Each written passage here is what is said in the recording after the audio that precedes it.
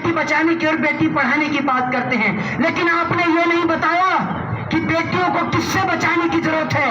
अरे बेटियों को बचाने की जरूरत है आपकी पार्टी के नेताओं से।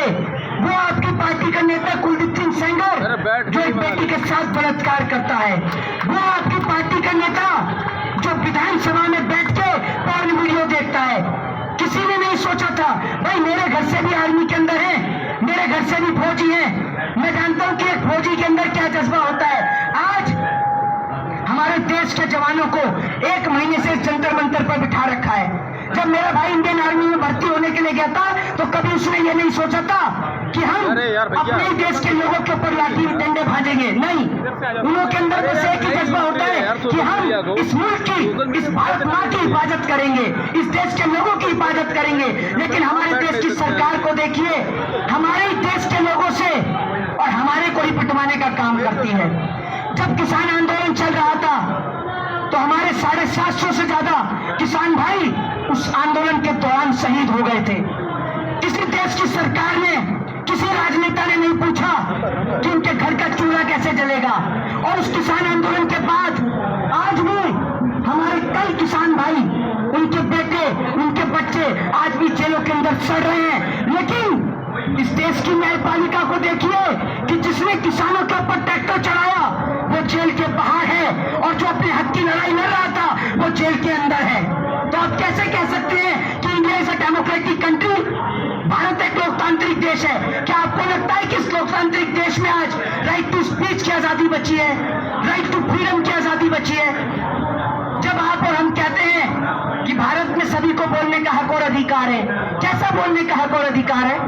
हमारे को चारों तरफ बैरिकेड से कैद कर दिया है, जैसे हम गुंडे बदमाश हो, चोर और डकैत हो, हम आतंकवादी हो। है आतंकवादी इस देश में घुस जाते हैं तब आपको पता नहीं चलता, हमारे देश के जवान शहीद हो जाते हैं तो आपको पता नहीं चलता। हमारे किसान भाई खेत में पराली जलाते हैं तो सैटेलाइट बता देती है कि यहाँ पराली जल रही है, लेकिन 350 किलो आरडीएक्स और जेलेटिन कैसे आया वो नहीं बताता सैटेलाइट। क्यों नहीं बताता भाई? इसलिए नहीं बताता क्योंकि सरहद की हिफाजत करने वाला किसी नेता का बेटा नहीं है, ये गरीब किसान का बेटा है। और गरीब किसान का बेटा मरे तो मरे, देश की सरकार को क्या फर्क पड़ता है? आज मैं आपसे एक बात बोल के जा रहा हूं, अगर आप सरहद पे जवान की शहादत को रोकना चाहते हैं, बताइए रोकना चाहते हैं नहीं रोकना चाहते हैं? चाहते हैं हाँ या नहीं? अगर रोकना चाहते हैं तो मैं आपसे एक बात बोलूं, अगर सरहद पे जवान की शहादत ना रुके तो भाई साहब मेरा सर होगा और आपका जूता होगा। बस सरहद पर नेताओं के बच्चों को खड़ा कर दीजिए और किसान कभी आत्महत्या नहीं करेगा, खेती करने के लिए नेताओं के बच्चों को भेज दीजिए। कभी ना तो सरहद पे जवान शहीद होगा ना खेत में किसान आत्महत्या करेगा। जानते हैं क्यों सरहद पे जवान शहीद होता है? क्योंकि किसी नेता का बेटा नहीं है ना, नेता के बेटे बीसीसीआई में बैठे हैं। मैं पूछना चाहता हूं कि जब रेल बिक गई तो रेल मंत्री का क्या काम, जब एयर इंडिया बिक गया तो ज्योतिरादित्य सिंधिया का क्या काम? सब कुछ आपने इस धरती का बेच दिया, सब कुछ। आप तो ऐसे बेचे जा रहे हैं जैसे कोई आपके पिताजी को दहेज में देके भूल गया हो। सभी कुछ बेचे जा रहे हो भाई आप तो, हैं? आपने सब कुछ बेच दिया। हमारे देश के प्रधानमंत्री को सोचना चाहिए, समझना चाहिए कि वो जापान की यात्रा कर रहे हैं। अभी मैं आपको बता दूं, अभी एक देश का जो आया भैया प्रधानमंत्री था, राष्ट्रपति था, पता नहीं कौन था, जो आके मोदी जी का पैर छूने लगा। पूरे देश की गोदी मीडिया, अरे देखो मोदी जी का पैर छू रहा है, मोदी जी का पैर छू रहा है। अरे भैया उसका इतना सा देश है, जितना बड़ा हमारे दिल्ली में कूड़े का पहाड़ है ना, उतना सा देश है उसका। आप कह रहे हो कि मोदी जी के पैर छू लिए। अरे मोदी जी की विदेश नीति अगर इतनी मजबूत होती तो अरुणाचल प्रदेश पे तो चाइना के लोग हमारी धरती को मां को कब्जा करके बैठे हैं, मोदी जी क्यों नहीं छुड़ा लेते? क्यों नहीं छुड़ाते नरेंद्र मोदी जी? जरा सवाल का जवाब दें। नरेंद्र मोदी जी दुनिया के बच्चों को तो बहुत सलाह देते हैं ना, पता नहीं सलाह देते रहते हैं। पकौड़ा तल लो, चाय बेच लो, सब रोजगारी है। अभी मोदी जी का एक भाषण सुन रहा था, भाई साहब इन्होंने मुंगेरी लाल को भी फेल कर दिया, झूठ बोलने में शेख सिल्ली को भी फेल कर दिया। कह रहे जी मेरा एक पूरी बाजू का कुर्ता था, पूरी बाजू का कुर्ता था, मेरे को धोने में बड़ा समय लगता था, मैंने 35 साल भीख मांग के खाई है। ये मोदी जी का ऑफिशियल भाषण है, सुनिएगा। मोदी जी बोलते हैं मैंने 35 साल भीख मांग के खाई है, मेरा पूरी बाजू का कुर्ता था, उसको धोने में समय जाता था, मैंने कुर्ते की बाजू ही काट दी। भैया बताइए, अरे भीख मांगने का कोई टाइम होता है क्या कि सुबह 9 से 12 बजे तक ही भीख मांग सकते हो, उसके बाद नहीं? मतलब एक झूठ बोलने की सरहद और सीमा होती है। फिर बांग्लादेश पहुंच गए मिनिस्टर साहब, बांग्लादेश जाके कहते हैं मैंने बांग्लादेश की लड़ाई लड़नी। भाई साहब, जिस दिन ये बांग्लादेश में ये बात बोली ना कि मैंने बांग्लादेश की लड़ाई लड़ी है, मैं तो उसी दिन से घबरा गया कि कल को अगर ये आदमी श्रीलंका पहुंच गया तो श्रीलंका जाके ये ना कह दे कि राम जी की सेना में तो विंग कमांडर में ही था। मैं तो इसी बात से परेशान हूँ। देश के प्रधानमंत्री जी, और भी आपको मैं बता दूं, जिस जंतर मंतर पे आप और हम बैठे हैं, इसी जंतर मंतर पर कुछ टाइम पहले जो है सिलेंडर वाला डिस्को चलता था। ये पीछे देख रहे दीवार, यहीं पर सिलेंडर वाला डिस्को चलता था। आज मैं उनका नाम भी नहीं लेना चाहूंगा, बिल्कुल मेरा नाम लेने का मन भी नहीं करता सर, मेरी आत्मा को बड़ा दुख पहुंचता है। और देश की बहन बेटियों से भी कहना चाहूंगा कि आप ऐसी महिला को वोट करके भेज देते हैं जो आपकी आवाज भी नहीं उठाती। क्यों करते हैं वोट आप ऐसी महिला को? मत करिए, क्या जरूरत है ऐसी महिलाओं को वोट करने का? इनकी बेटी के ऊपर बात आ जाए तो सदन में चिल्लाएंगी, देश की बेटियों के ऊपर बात आ जाए तो गले से आवाज नहीं निकलती, क्योंकि सत्ता का फेविकोल अटक जाता है। भाई साहब, हम किसी से भीख नहीं मांग रहे, हम सरकार से कोई एमपी की कुर्सी नहीं मांग रहे, हम कोई राज्यसभा की सीट नहीं मांग रहे, हम बेटियों का इंसाफ और न्याय मांग रहे हैं। सरकार के आगे घुटने नहीं टेक रहे, भीख नहीं मांग रहे हम किसी से। जो भीख मांगते हैं ना, जिनको एमएलए की टिकट करनी है, जिनको एमपी का चुनाव लड़ना है, उनको डर दिखाइएगा आप कुर्सी का। हम नहीं डरते। क्या करेंगे आप हमारा? मार देंगे? नहीं डरते भाई साहब हम मौत से, क्योंकि मेरे दादाजी फ्रीडम फाइटर रहे हैं। ये जो खून है ना, ये स्वतंत्रता सेनानी के बेटे का खून है, याद रखिएगा। हम किससे डरते नहीं है। हमारे भाई जब सड़क पर जान गंवा रहे हैं तो हम भी देश की बेटियों के लिए अपनी गर्दन कटा सकते हैं। हम अपने आप को बड़ा सौभाग्यशील मानेंगे कि हमारा खून अगर इस देश के लिए काम आएगा, इस देश की मिट्टी के काम आएगा। और आज देश के तमाम नौजवानों को एक बात बोलना चाहता हूँ कि आप लोग ये समझते हैं ना कि आज आप इन बहन बेटियों के साथ नहीं खड़े होंगे, तो याद रखिएगा कल को कोई आपके साथ भी खड़ा नहीं होगा, क्योंकि हम लोग पिंजरे में कैद उस मुर्गे की तरह हैं। कसाई जिसको काटने के लिए बाहर निकालता है, बस वही फड़फड़ाता है, बाकी के सारे चुप रहते हैं। वो लोग सोचते हैं मैं काटा ही नहीं जाएगा, ये उनकी गलत फहमी है। इस देश में एक एक करके सबका नंबर आ रहा है। पहले मुसलमानों को बिठाया, फिर जवानों को बिठाया, फिर किसान को बिठाया और अब पहलवानों को बिठा दिया। ना जाने अगला नंबर किसका होगा। या तो आप इस सरकार के आगे सरेंडर हो जाइए, घुटने टेक दीजिए, सरकार के खिलाफ आवाज उठाएंगे, या तो सीबीआई और ईडी की आपके पीछे जांच लगा देंगे, नहीं तो उठा के जेल में बंद कर देंगे। लेकिन हम जानते हैं आप जेल बंद करके क्या करेंगे हमें। आप हमें जेल का डराते हैं, हम कोई टेररिस्ट हैं, हम गुंडे बदमाश हैं, हम नहीं डरते आपकी जेलों से। मैं खुद कानून का छात्र हूं, आप किस बेस पे हमें बंद करेंगे? आर्टिकल 19 हमें परमिशन देता है बोलने की, आर्टिकल 19 हमें प्रोटेस्ट करने की आजादी देता है। या सरकार का परमिशन लेके बैठे हुए हैं, प्रोटेस्ट करने की हमें आजादी है। बाहर से आप उन लोगों को लेके जा सकते हैं जो लोग भड़काऊ भाषण देते हैं, हमें नहीं उठा सकते। हम किसी को कोई भड़काऊ भाषण नहीं देते। हम जानते हैं कानून के सेक्शन, हम जानते हैं आर्टिकल, हम जानते हैं कॉन्स्टिट्यूशन को। आपको नहीं पता वो कॉन्स्टिट्यूशन, आप कॉन्स्टिट्यूशन भूल जाते हैं, तभी तो हमें सुप्रीम कोर्ट का सहारा लेना पड़ता है एफआईआर दर्ज कराने के लिए, क्योंकि आप संविधान ही भूल जाते हैं। अगर आपको संविधान याद रहता तो आज ब्रजभूषण शरण सिंह के खिलाफ एफआईआर दर्ज कराने के लिए हमें सुप्रीम कोर्ट का सहारा नहीं लेना पड़ता। लेकिन वाकई इस देश की सरकार ऐसी है जो कुछ बोलने को तैयार ही नहीं है। प्रधानमंत्री तो बोलने को तैयार नहीं है, और इस देश की मीडिया के लिए तो मैं क्या ही कहूं। इस देश की मीडिया को तो अगर कल को मोदी जी ने कह दिया ना, भाइयों बहनों मित्रों, कल रात को मैंने हाथी का अंडा देखा, मीडिया सुबह ही कहेगी मैंने तो ऑमलेट भी खा रखा है उसका। ये नहीं सुधरने वाले भाई साहब, इनका कुछ नहीं हो सकता, इनका कभी कुछ नहीं हो सकता। इन लोगों के पास इतना समय है कि अपने टीवी चैनल पर बुलाकर वीरेंद्र शास्त्री का इंटरव्यू लेते हैं। इनके पास इतना समय नहीं है कि एक एक दिन एक एक घंटा एक एक खिलाड़ी को बुलाकर इनका इंटरव्यू ले, ताकि पूरे देश को बात का पता चले कि आखिर क्यों बैठे हैं 30 दिन से। आप कहते हैं कि राजनीति कर रहे हैं, राजनीति कर रहे हैं। अरे मैं आपसे कहता हूं, आप लगाइए किसी नेता के ऊपर आरोप और अपनी बहन बेटी की इज्जत आबरू को उछलवाइए, है आप में दम? आप कहते हैं राजनीति करें, कौन कहता है राजनीति कर रहे हैं? ये बहन बेटियां न जाने 2-3 दिन 4 दिन तो सोई नहीं होंगी कि हम ये बात बोले ना बोले। और मैं कहना चाहूंगा, उन माँ बाप को नमन करना चाहूंगा जिन माँ बापों ने ऐसी वीर बेटियों को पैदा किया, जिन्होंने अपने ऊपर हो रहे अत्याचार के खिलाफ कम से कम आवाज तो उठाई। न जाने कितनी बेटियां हैं जिनके साथ इस देश में यौन शोषण हो जाता है, रेप हो जाता है, बलात्कार हो जाता है, वो बेटियां अपनी आवाज नहीं उठा पाती। आप हिंदुओं की बात करते हैं, हिंदू धर्म की बात करते हैं, कहाँ है आज बजरंग दल? बताइए आप मुझे, ये बेटियां मुसलमानों की बेटियां हैं, कहाँ है बजरंग दल, कहाँ है आरएसएस, कहाँ है विश्व हिंदू परिषद? बताइए ना आप मुझे, ये मुसलमानों की बेटी थोड़ी है, ये तो हिंदुओं की बेटी है। आप क्यों नहीं आते, क्यों नहीं बोलते आप इन बेटियों के लिए? क्योंकि आपको याद ही सिर्फ तब आता है हिंदू जब इलेक्शन का टाइम होता है। इलेक्शन के बाद कोई हिंदू नहीं है। आप भूल गए, हाथरस में रातों रात एक बेटी के सबको जला दिया गया, रातों रात, जबकि हिंदू धर्म के मुताबिक सूर्यास्त हो जाने के बाद में कभी भी सबको नहीं जलाया जाता, सबका अंतिम संस्कार नहीं किया जाता। लेकिन आप देखिए, रातों रात सबको जला दिया, कोई नहीं बोला। लोग 4 दिन 5 दिन कैंडल लेके निकले, उस परिवार के घर पर गए और आज सब लोग भूल गए। क्योंकि इस देश के अंदर आए दिन इतनी घटनाएं घटित होती हैं कि लोग पिछली घटनाएं भूल जाते हैं। जिस दिल्ली में आप बैठे हुए हैं, इसी दिल्ली में नए साल के जश्न के दौरान एक बेटी को कई किलोमीटर तक घसीट दिया गया। कोई इसलिए नहीं बोला क्योंकि उसमें बीजेपी का नेता शामिल था। भाई साहब, बीजेपी के नेता जो सबसे ज्यादा अत्याचार इस देश के अंदर हिंदुओं के ऊपर ही हो रहा है, ये मैं आपको बता दूं।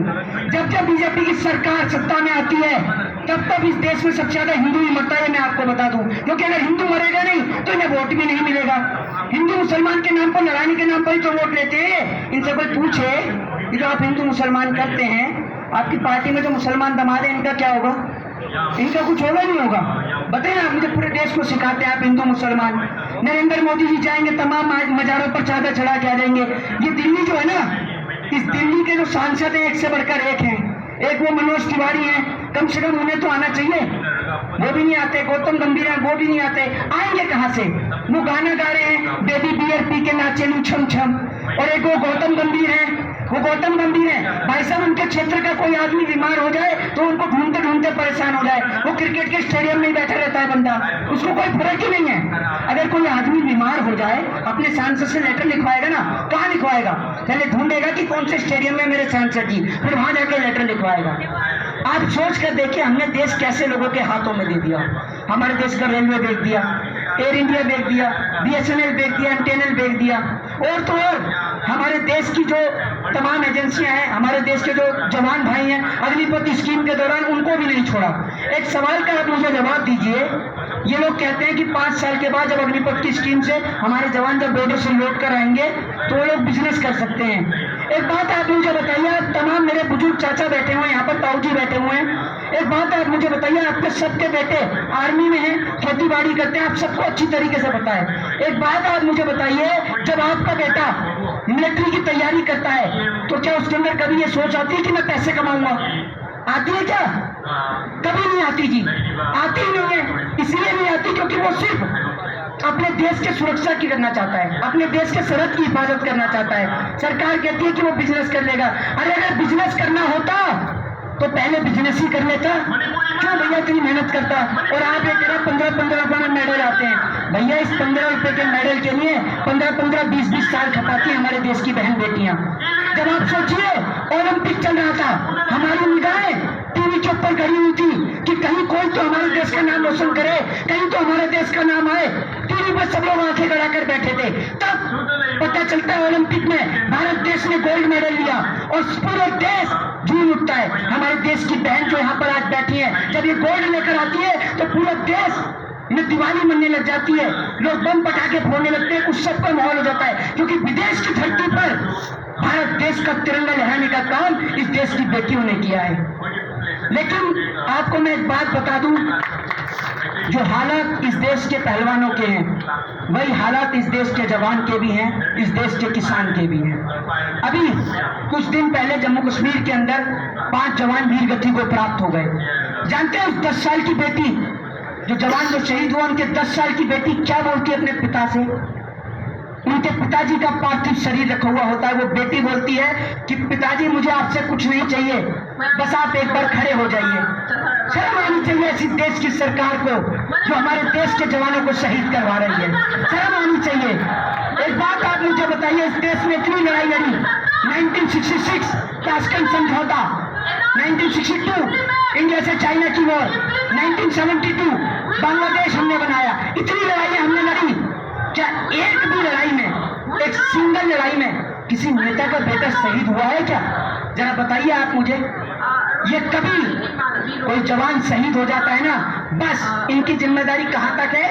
ये जवान शहीद हो गया, बस उनके घर पर जाएंगे, जब जवान का अंतिम संस्कार किया जाता है बस वहीं तक खड़े रहेंगे और उसके बाद ऐसे खड़े हो जाएंगे, उसके बाद में फोटो फाटो खिंचाएंगे बस, और उसके परिवार के साथ में बस ये हमें बड़ा दुख है, बस इतना करने के बाद ये घर चले जाएंगे।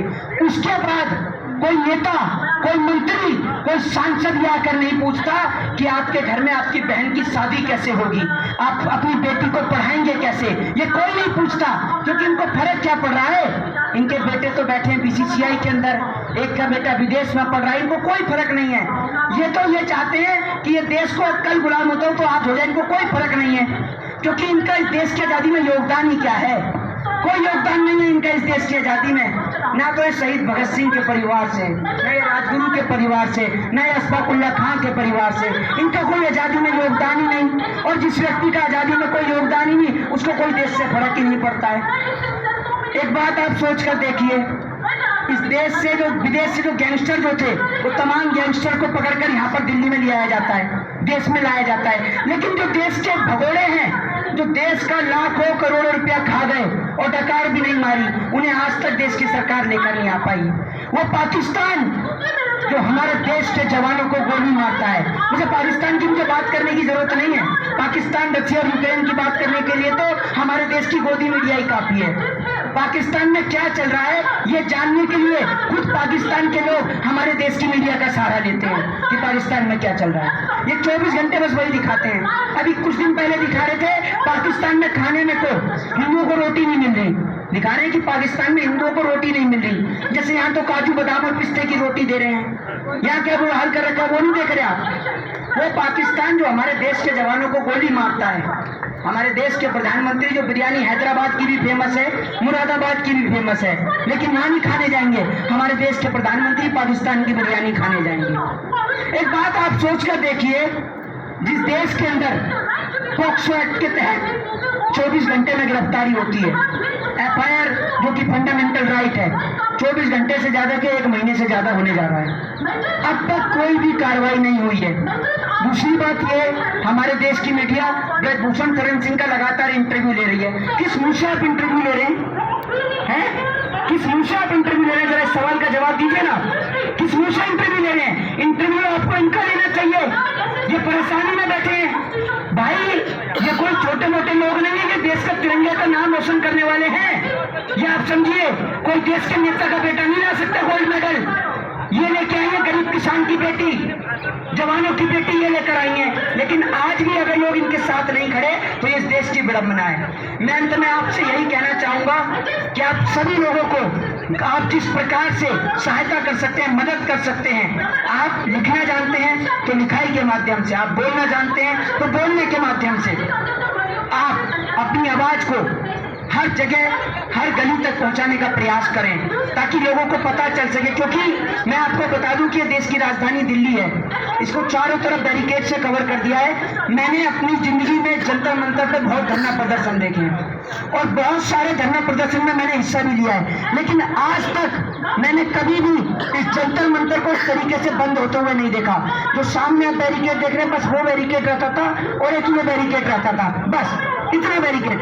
उधर जो आप रोड पे बैरिकेड देख रहे हैं वो कभी नहीं रहता था, इधर कभी बैरिकेड नहीं रहता था। जनपद मेट्रो स्टेशन के पास कभी बैरिकेड नहीं रहता था, इधर की साइड से चारों तरफ से बसें निकलती थी।